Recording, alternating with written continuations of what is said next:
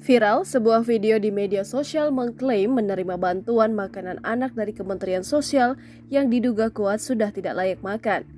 Kardus tersebut berisi beraneka ragam biskuit, lauk pauk siap saji, dan sebagainya. Di setiap kemasan tertera tulisan, baik digunakan yang menunjukkan tanggal kadaluarsa pada awal 2023.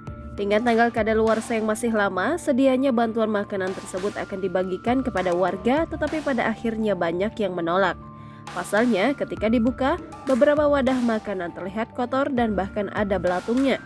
Bukan hanya itu, perekam video juga mengklaim beberapa makanan yang dibagikan sudah mepet tanggal kadaluarsa, bahkan ada yang sudah ada belatungnya sehingga tentu saja tidak layak dikonsumsi.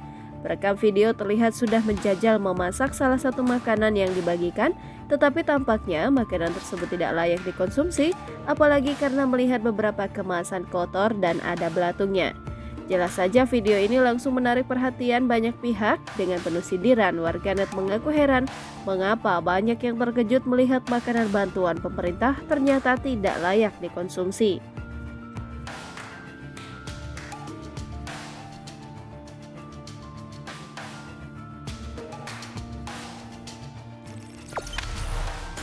Jangan lupa subscribe, share, komen, dan like ya.